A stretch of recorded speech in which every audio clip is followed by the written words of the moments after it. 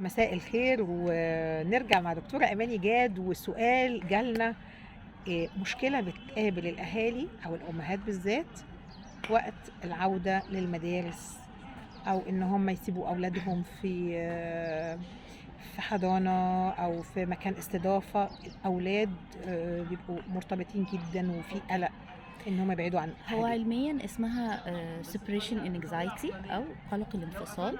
وقلق الانفصال ده بيتم لما الأم والطفل بيكونوا مرتبطين جدا ببعض، فبيحصل عملية لما بتيجي تفصليهم عن بعض بيحصل عملية الأم بتتألم والطفل كمان بيتألم.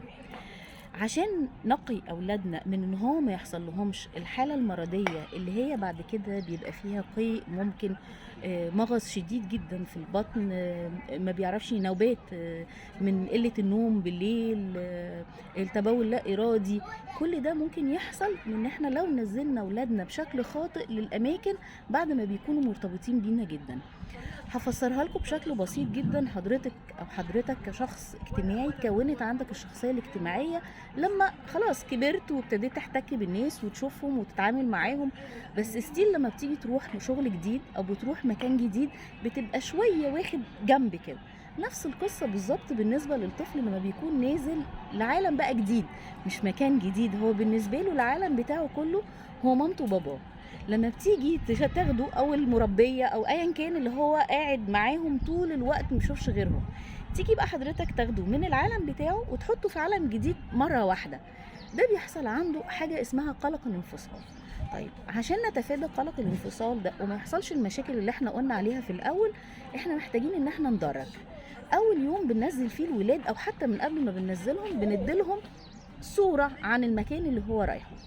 تاني مرة بناخدهم نعرفهم على الناس اللي موجودة جوه المكان، واخده وامشي يعني مش هسيبه.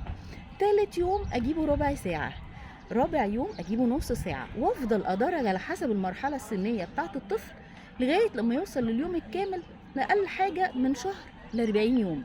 لان اي عادة الانسان بيكتسبها في خلال شهر ل40 يوم، فساعتها خلاص هو اخد على الناس، اتعود عليهم، عرفهم، ابقى سايباه بامان وبشكل مريح.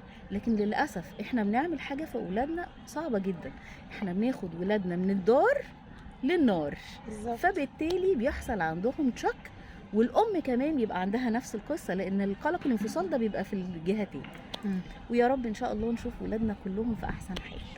إن شاء الله. ميرسي، شكرا على الإرشادات دي، وإن شاء الله يا رب الأمهات تستفيد من الموضوعات دي كلها. تحت ميرسي، امرك. شكرا يا فندم. العفو.